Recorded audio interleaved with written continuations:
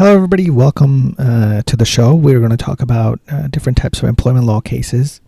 And we're just going to run through some cases, some old cases, and we'll see what we can learn from employment law. Okay, so the first case that we're just going to look at is, let's take a look at this case.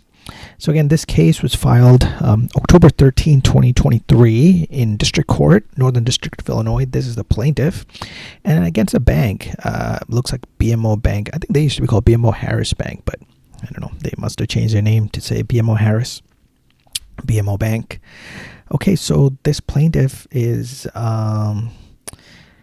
claiming gender discrimination in the workplace, and according to Title VII, and also 1981. 1981 is a pretty old law, but I think there's no cap on it. But the problem is a lot of work. And then the Illinois Wages and Payment Act. Looks like the plaintiff is a resident of Cook County. And, when you look at this case, it looks like she worked from February 2022 to May 2023. I mean, to me, that sounds like, pretty short time working for a place to sue your employer. And I think most people don't realize there's not much money in suing your employer. I mean, the average settlement for employment litigation or employment law cases, or in terms of settlement, is around $20,000, I think.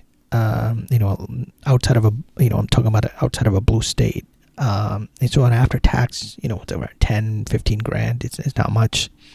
So I really don't know, employment law. it really is it's not anything similar to personal injury or anything like that, because really there's not much money in there. And again, she was employed by this bank at this location. Okay, they claim, it is a federal question for Title VII, and they claim the venue is proper in the Northern District of Illinois because and they had about 25 branches. Okay, so let's just talk about a couple of things that she claimed. She claimed that her manager subjected her to discrimination based on her race. So I think it's important to understand about different types of protected classes, right? So there's different, there's race, national origin, gender. There's different types of protected classes. And then when you talk about protected classes, we really need to know how, that person was treated differently, treated worse compared to people outside of that protected class. So, for example, here she's an African American, right? And then the plaintiff was treated less favorably than non-African American bankers. So you're looking at different types of comparison. Now you're going to jump into how she was treated worse. She was denied opportunities which were afforded to non-African coworkers. Where they were sent to local companies to sign up accounts, and she had attended the bank work days, and her supervisor, who's a white female, denied that. I don't know if she denied that. She asked supervisor to attend the work days, denied the plaintiff opportunity to attend bank at work days. They conducted weekly meetings with non-African American employees to see how they can improve their productivity, right? So improve their productivity. And I guess she explained how bankers' commission compensation is calculated, how increasing certain types of accounts, comparison to other accounts, would increase commissions. So I guess in the early part of plaintiff's employment, she conducted weekly meetings with her. But starting in fall 2022, the manager stopped conducting weekly meetings with plaintiff. And so they're claiming that they're treating her differently compared to non-African coworkers resulted in lower commissions. So it's really about, really looking at comparison, how you were treated compared to other people.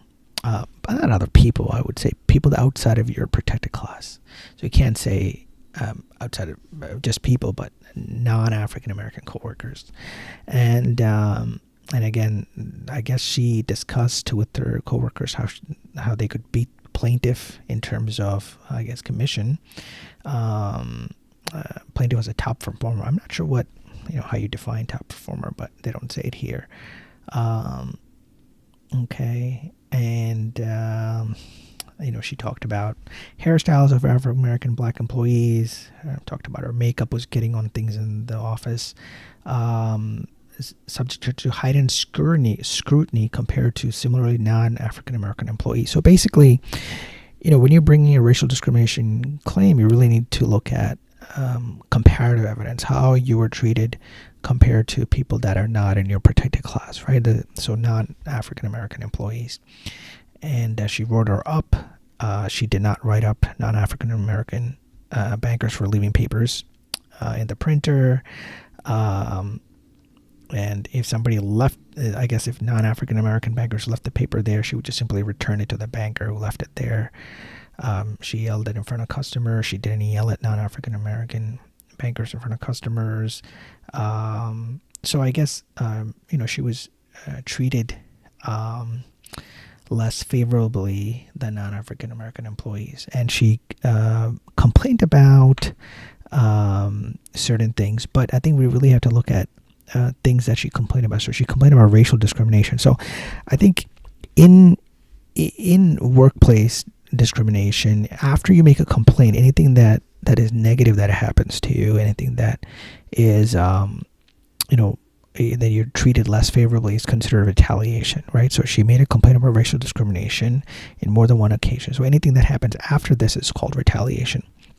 She complained about a hostile work environment, but I think it's really about what it comes down as a protected class, is that how she was treated differently based on her race, and if she complained about that, then it's considered retaliation. Then they terminated her on May 10th. So here are the different counts. Talking about racial discrimination, and I think this next count, I guess that's the only one. In terms of the EEO, I think it's important to just take a look at the original EEO that she filed, right? So here's the original EEO that she filed. She said that a branch manager harassed me. Well, harassment is not a protected class, so I think you really have to look at what type of harassment is she talking about. I mean, here I don't see her or talk about any of the protected classes. So it says it caused a toxic work environment. Well, toxic work environment is not really a protected class. Giving opportunities over me, there's no mention of they gave her opportunities because she was African American. I am not sure what gaslighting means here, yelling at me in front of customers, but is he yelling because you were African American? There's no mention of any protected classes here. It's just basically just talking about, just a toxic workplace. That's not a part of a protected class. But then I want you to look, let's take a look at the EO that her attorney wrote, which is they rewrote the entire EO complaint, and then they talk about complaint as an African American female. So yes, so it's a protected class, discriminated based on her race. And so how? So being treated less favorably than non-African American backers. And they talked about different things that we discussed about how she was treated differently, right? So the bank at work days where she was denied the same opportunity as compared to non-African American. Weekly meetings with non-African American employees to discuss productivity, and she stopped having that meeting with her.